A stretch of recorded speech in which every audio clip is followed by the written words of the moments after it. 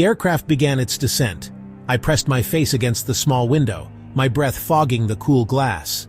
Below, a world unlike any other unfolded. This was Ladakh. It wasn't just a landscape, it was a revelation. Jagged brown mountains clawed at the sky, their peaks dusted with the first hints of snow. The plane wove through them like a tiny metal bird.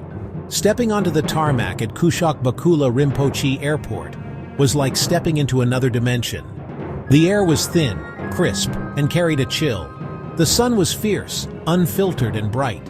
Deep, endless blue sky. My drive into Leh was silent and awed. The road twisted and turned along the land. Prayer flags fluttered frantically, local faces weathered by wind and sun. That evening, I watched the light change. The sun dipped below colossal peaks, then the stars arrived. The Milky Way blazed, a shimmering river. Peace settled over me. Ladakh had begun to work its magic on me. I switched on my camera, the small red light blinking to life. "Hello, everyone," I began, my voice a little breathless from the altitude. "I've just arrived in Ladakh. No picture or video can ever do this justice. This journey is about more than just capturing visuals for a vlog. It's about sharing a feeling, trying to bottle this sense of awe and send it through the lens. As a wayfarer, I document not just the places I see, how they make me feel, how they challenge my perspective, how they change me from the inside out. The camera becomes an extension of my curiosity. It forces me to look closer, to notice intricate details, delicate purple flowers that thrive in harsh terrain, the light-catching spinning prayer wheels at a monastery. It encourages me to speak to people, to ask about their lives. A simple question about the food they are preparing can unfold into a family's history. There's a responsibility here, a delicate balance, to observe, to share, but not to intrude. I've learned to put the camera down, to simply be in the moment. Some experiences are too sacred for a lens. These are memories I hold just for myself, the ones that fuel the camera stories. I hope these vlogs inspire a different kind of travel. Not a mad dash to tick off landmarks, but a slower, more mindful way. Engage with the culture. It's about sharing the journey. Every step, every breath, every moment of wonder. My journey took me first to Leh Palace, a sentinel of history standing guard over the town. This 9-story dun-colored structure, a smaller cousin to Tibet's Potala Palace, felt like a step back in time. As I climbed its dusty, rickety wooden staircases, I could almost hear the echoes of royal life from centuries past. From the rooftop, the view was simply staggering. The entire town of Leh spread out below like a map, a cluster of life amidst a vast, empty wilderness. Next, we journeyed towards the legendary Pangong Tso. The drive itself was an adventure, a dramatic ascent over the Changla Pass. Then, as we descended, I caught my first glimpse of the lake. It was a slash of impossible blue against the barren brown mountains. The color is something you can't prepare for, turquoise. Standing on its shores, in the profound silence, I felt an incredible sense of tranquility. From the serene blues of Pangong, we moved to the contrasting landscapes of the Nubra Valley. Descending into Nubra was like entering a secret world. Suddenly there were sand dunes, a miniature desert cradled between snow-capped peaks.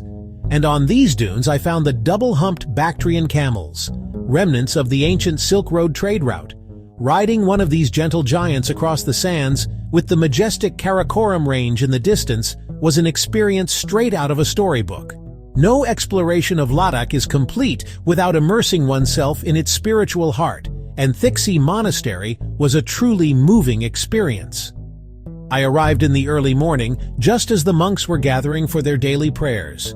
The sound of chanting, deep and resonant, filled the air, accompanied by the dramatic boom of long horns and the clash of cymbals. Watching the young monks, some just small boys, go about their ancient rituals with such devotion was a humbling sight, a window into a world of profound faith and discipline. Ladakh is a playground for the adventurous spirit. I was eager to embrace the challenges it offered. Trekking here is not just a walk, it's a pilgrimage through spectacular scenery. Each step was a conscious effort in the thin air, lungs burning, heart pounding, but the reward was immeasurable. The thrill of river rafting on the Zanskar River, a stark contrast to the quiet solitude of the trek. Our raft bucked and plunged through the rapids. I felt a surge of adrenaline, Cold spray splashed my face. Laughter and shouts echoed off the canyon walls.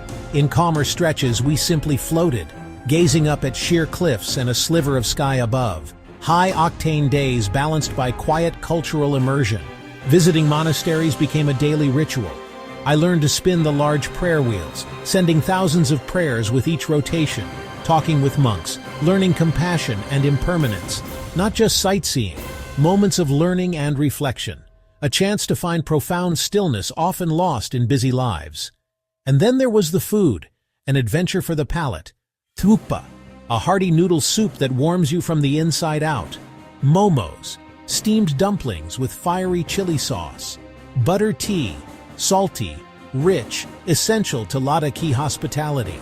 Sharing a meal connects you to the culture. Every dish told a story of survival and ingenuity in this high-altitude land. There is a raw, untamed soul to Ladakh that is expressed through its magnificent nature. The mountains are the main characters in this epic story. They are not gentle rolling hills. They are geological titans, sharp, barren, unapologetically stark. Their colors are a subtle palette of browns, grays, purples. The rivers here are the lifeblood of this arid land. The Indus, the Zanskar, fed by glacial melt, are arteries of vibrant, a shocking contrast to the ochre landscape they cut through. Along their banks, you find unexpected pockets of impossible green. Patches of barley fields, groves of poplar, apricot trees all flourish thanks to this precious water. Look up, and the sky in Ladakh is an attraction in itself. During the day, it is a dome of the deepest, most intense blue you can imagine, often without a single cloud to blemish its perfection. The sun's rays feel incredibly close and powerful in the thin atmosphere. But it is after sunset that the real show begins. The lack of light pollution reveals a celestial spectacle that is simply breathtaking. The Milky Way isn't a faint smudge. It's a brilliant, dense band of stars that arcs across the entire sky. Even the wildlife here is a lesson in adaptation. I was lucky enough to spot the elusive blue sheep, or baral, camouflaged perfectly against, leaving with something far more profound, a sense of perspective. Ladakh has a way of stripping away the non-essential. The concerns that seemed so important back home, deadlines, the traffic, the noise all fade. In their place, a simpler awareness takes root. Sky, wind, earth under your feet, the steady beat of your heart. I find myself reflecting on the moments of unexpected peace. It wasn't always at the grand vistas like Pangong Lake. It was in the small things. Sharing a smile with a child in a remote village, the warmth of a cup of butter tea offered by a stranger, the sound of prayer flags whipping in the wind on a lonely pass. These are the moments that truly define the spirit of this place. They are moments of pure, unscripted connection, both with the people and with the land itself. One of my most cherished memories will be sitting outside my guest house in Leh on my final night. The air was cold and still. The lights of the town twinkled below and Shanti Stupa glowed on its hilltop perch. Above, the universe was on full display. So if you feel a pull towards the wild, a yearning for clarity and a touch of genuine adventure, I urge you to listen to it. Let the mountains of Ladakh call to you. Come and feel the thin air in your lungs. Come and see the impossible blue of the lakes with your own eyes.